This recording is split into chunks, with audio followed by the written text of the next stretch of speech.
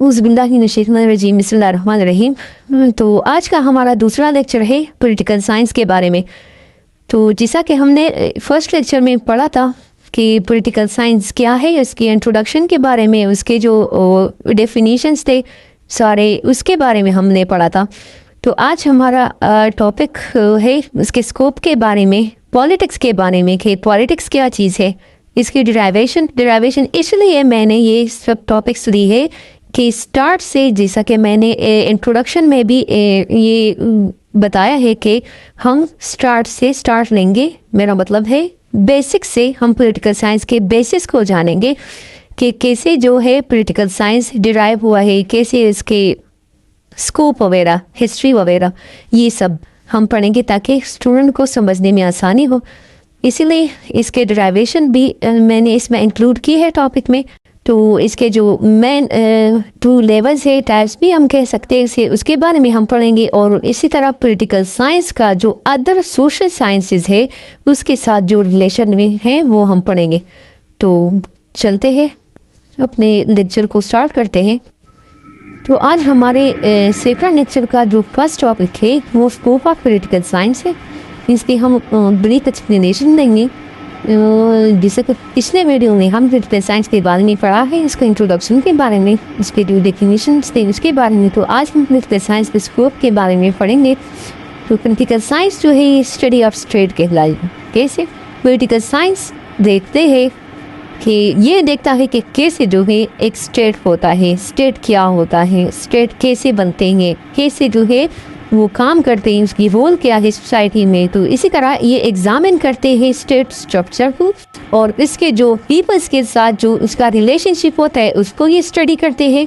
और इसी तरह how it maintains order and provide services. ये जो स्टेट होता है ये अपनी ड्यूटीज कैसे सर अंजाम देते हैं, मतलब उसके जो सोसाइटी के जो ऑर्डर होते हैं उसको कैसे मेंटेन रखते हैं, और इसके जो सर्विसेज है वो कैसे प्रोवाइड करते हैं, मतलब उसके स्टेट के बारे में स्टडी करते हैं। और इसी तरह ये स्टडी ऑफ गवर्नमेंट भी कहलाई है कि इसमें डिफरेंट टाइप ऑफ गवर्नमेंट की स्टडी इन्वॉल्व कर दी गई है, जिसमें डेमोक्रेसीज, मोनार्कीज और डिक्टेटरशिप, ये तीनों गवर्नमेंट जो इसमें शामिल की गई है। इसके गवर्नमेंट के टाइप्स जो होते हैं उसके बारे में स्टडी इन्वॉल्व की गई है कि कैसे ये गवर्नमेंट जो है ये बनते हैं, ये कैसे काम करते हैं, फंक्शन उसकी क्या है। और इसी तरह ये देखते हैं कि इसके जो की इंस्टीट्यूशन है उसके रूल्स क्या है, मतलब पार्लियामेंट या एग्जीक्यूशन या एग्जीक्यूटिव वगैरह या कोर्ट्स वगैरह, उसकी जो रोल है उसके बारे में उसको ये देखते हैं कि इसके रोल क्या है। तो इसी तरह ये स्टडी ऑफ गवर्नमेंट भी कहलाई है। इसी तरह स्टडी ऑफ पावर, जो पॉलिटिकल साइंस मैंने कहा है कि पिछले वीडियो में एक डेफिनेशन था कि जिसमें पॉलिटिकल साइंस को एक phenomena, study of phenomena of power of or force, मतलब ये फोर्स या पावर को स्टडी करने की एक फिनोमेना है पॉलिटिकल साइंस। तो इसी तरह पॉलिटिकल साइंस जो है ये एनालाइज करते हैं कि कैसे जो है वो पावर हम गेन कर सकते हैं, कैसे ये गेन होता है और कैसे इसकी यूजेस होती है सोसाइटी में, ये हम सोसाइटी में कैसे यूज़ करते हैं। तो इसमें इंक्लूड है कि हम हमारा ये समझना इसमें शामिल है कि पावर जो है वो कैसे होल्ड कर सकते हैं, उसको रखते कैसे, मतलब पावर कैसे जो है हम मेंटेन रख सकते हैं, और हम इसको यूज़ कैसे करते हैं जो इन्फ्लुएंशियल डिसीजंस हम लेते हैं जिसकी वजह से रिसोर्सेज कंट्रोल में हो, मतलब उसकी टोटल जो पावर के बारे में इस है ना पॉलिटिकल साइंस जो स्टडी ऑफ पावर कहलाती है। तो इसमें ये शामिल है कि ऐसे डिसीजंस, इन्फ्लुएंशियल डिसीजन या ये कैसे लेते और इसी तरह ये रिसोर्सेज पर कंट्रोल कैसे रखते। Study of political process. तो पॉलिटिकल साइंस जो है ये इस जो फोकस करता है एक्टिविटीज़ पर जो कि पॉलिटिकल सिस्टम को बनाते हैं। इसमें इलेक्शंस आते हैं, लॉ मेकिंग प्रोसेस आता है, और इस तरह पॉलिसीज़ के इम्प्लीमेंटेशन, मतलब ये इन एक्टिविटीज़ पर फोकस करते हैं जो पॉलिटिकल सिस्टम को बनाते हैं। मतलब इसमें इलेक्शन के कैसे इलेक्शन करेंगे, इसकी प्रोसेस क्या होती है, इसी तरह लॉ मेकिंग प्रोसेस, जो लॉज बनाए जाते हैं वो कैसे बनेंगे, लॉज वगैरह के बारे में, और इसी तरह जो लॉज जो पॉलिसीज़ बनते हैं उसको हम इम्प्लीमेंट कैसे करेंगे, इन चीज़ों के बारे में। तो इसी तरह it explore how decision are made, ये जो है ये इस बात को एक्सप्लोर करता है कि कैसे जो है डिसीजन बनते हैं। मतलब हम डिसीजन कैसे बनाएंगे, कैसे बनते हैं ये डिसीजन, और इस डिसीजन मेकिंग प्रोसेस में जो इन्वॉल्व होते हैं वो कौन होते हैं। मतलब ये डिसीजन मेकिंग प्रोसेस कौन करता है, डिसीजंस कौन बनाते हैं, ये बनते कैसे हैं और ये बनाते कौन है। इसी तरह स्टडी ऑफ पॉलिटिकल बिहेवियर, तो पॉलिटिकल साइंस जो है ये पॉलिटिकल बिहेवियर की भी स्टडी के लाए, क्योंकि ये एग्जामिन करते हैं कि कैसे इंडिविजुअल और ग्रुप पार्टिसिपेशन करते हैं पॉलिटिक्स में। मतलब पॉलिटिक्स में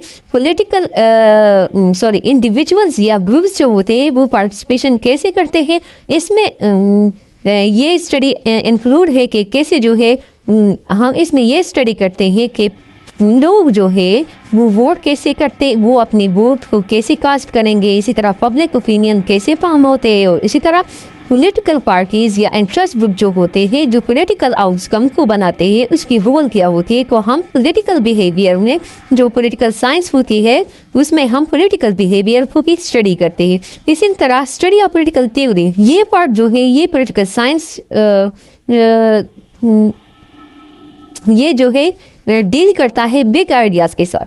बिग आइडिया जो पॉलिटिकल थॉट को जो वक्त के साथ ये पॉलिटिकल थॉट को शेप करते हैं। मतलब इसमें इन चीज़ों की स्टडी इंक्लूड है कि जो फिलासफर्स होते हैं उन्होंने जो काम किए हैं, जो डिस्कशन किए हैं बिग बिग कॉन्सेप्ट्स के बारे में, इसमें जस्टिस मतलब इंसाफ के बारे में, लिबरलिज्म, लिबर्टीज़, डेमोक्रेसी, इन चीज़ों के बारे में जो इन्होंने डिस्कस किया हुआ है, इसके जो काम होते हैं उसको स्टडी करना पॉलिटिकल साइंस में इंक्लूड है। इसी तरह इसको स्टडी ऑफ पॉलिटिकल थ्योरी भी कहिए। तो how these ideas influence modern political science, उसको समझने के लिए, इस कॉन्सेप्ट को समझने के लिए कि कैसे जो ये आइडियाज़ होते हैं, ये कॉन्सेप्ट होते हैं, वो मॉडर्न पॉलिटिकल सिस्टम को इन्फ्लुएंस कर सकते हैं। तो इसी तरह हम समझ में कह सकते हैं कि पॉलिटिकल साइंस जो है वाइड रेंज ऑफ टॉपिक्स को कवर कर सकता है। ये बहुत बड़ा जो है बड़े रेंज पर ये बहुत सारे टॉपिक्स को कवर कर सकते हैं, इसकी बहुत बड़ी स्कोप है। ऑल रिलेटेड टू अंडरस्टैंडिंग, ये related to understanding out how societies are govern, कि कैसे सोसाइटीज जो है ये बनते हैं, कैसे गवर्न होते हैं, और इसी तरह पावर जो है वो काम किस और इसी तरह पावर जो है वो काम कैसे करते हैं, और पीपल जो है वो पॉलिटिक्स के साथ कैसे इंगेज होते हैं। तो ये था पॉलिटिकल साइंस का स्कोप था जो कि इसके बारे में हमने पढ़ा। तो चलिए आगे चलते हैं। आगे हमारा जो टॉपिक है वो पॉलिटिक्स के बारे में है कि पॉलिटिक्स क्या है। तो पॉलिटिक्स जो है ये एक प्रोसेस है डिसीजन मेकिंग का, जो कि एक ग्रुप ऑफ पीपल पर अप्लाई होता है। मतलब एक कंट्री, सोसाइटी या कम्युनिटी पर ये अप्लाई होता है। तो इसमें इन्वॉल्व है पावर और रिसोर्स के डिस्ट्रीब्यूशन, कि कैसे हम पावर को डिस्ट्रीब्यूट करेंगे, कैसे इसके जो रिसोर्स होते हैं इसके डिस्ट्रीब्यूशन होती है, और इस तरह creation and enforcement of the laws, मतलब लॉज और जो डिसीजंस होते हैं उसको हम कैसे बनाएंगे, इस लॉज को एक कंट्री की या एक कम्युनिटी की, एक सोसाइटी की लॉज हम जो है वो कैसे बनते हैं, उनकी इन्फोर्समेंट कैसे होती है। तो ये पॉलिटिक्स में इन चीज़ों के बारे में बताते हैं।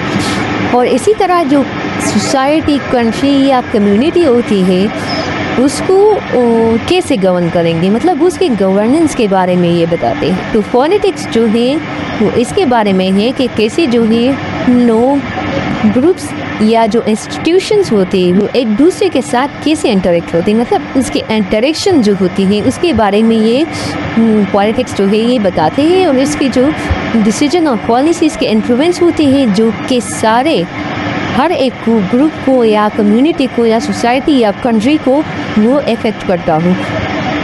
तो नेक्स्ट जो है derivation of the term politics, तो इसके डेरिवेशन के बारे में हम पढ़ते हैं कि जो डेरिवेशन इसकी है, ये पॉलिटिक्स जो है ये ग्रीक वर्ड से निकला है जो पोलिस है, जिसका मतलब ओरिजिनली इसका जो मतलब है ये सिटी स्टेट है या कम्युनिटी है। तो एंशिएंट ग्रीक में द पोलिस जो था ये एक central unit of political organisation था। मतलब जो पॉलिटिकल ऑर्गेनाइजेशन की जो सेंट्रल मेन यूनिट थी ये पॉलिटिक्स थी, पोलिस थी। तो पोलिस जो इसका मतलब सिटी स्टेट, मतलब ये कम्युनिटी या सिटी स्टेट जो था एंशिएंट ग्रीक में ये सेंट्रल यूनिट था पॉलिटिकल ऑर्गेनाइजेशन की, जहाँ जो सिटीजन्स थे उसके वो एंगेज हो गए थे किसके साथ, जहाँ डिसीजंस होते हैं, डिस्कशंस होते हैं पब्लिक अफेयर्स के बारे में।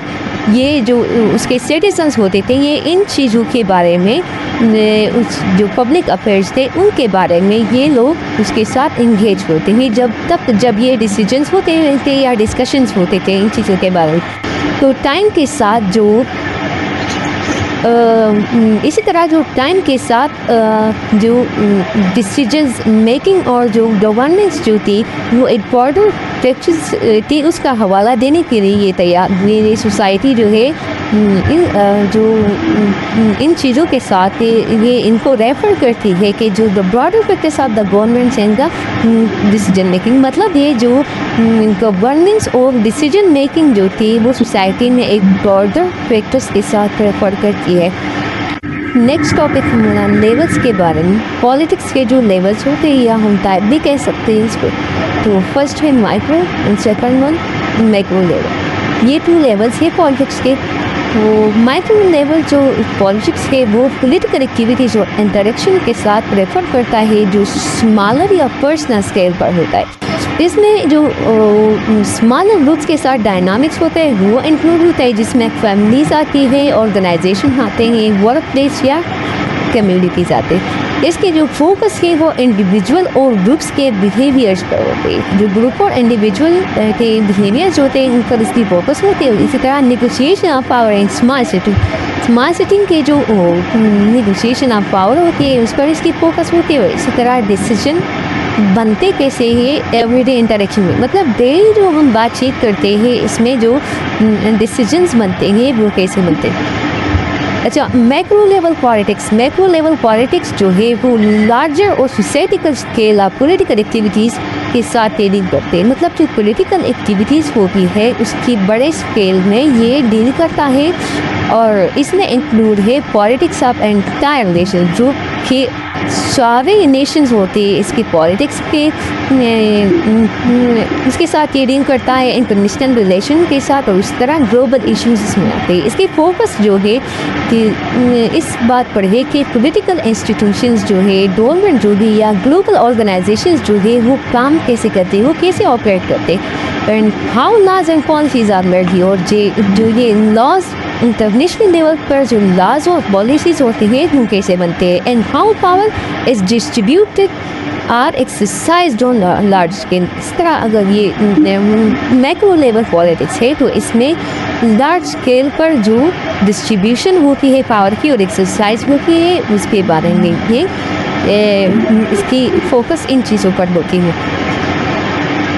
एग्जाम्पल एक छोटा सा डायग्राम है पॉलिटिक्स के माइक्रो लेवल पॉलिटिक्स, जिसमें एग्जाम्पल फैमिली पर प्लेस ऑफ कम्युनिटी आती है और इसी तरह जो मैक्रो लेवल पॉलिटिक्स है इसमें national government international relation in चीज़ों, मतलब लार्ज स्केल पर जो डीलिंग्स होती है वो मैक्रो लेवल पॉलिटिक्स कहलाती है। जो मैक्रो लेवल पॉलिटिक्स है वो कंट्री के अंदर जो फैमिली वर्क प्लेस या कम्युनिटी के बाद ये पॉलिटिक्स है।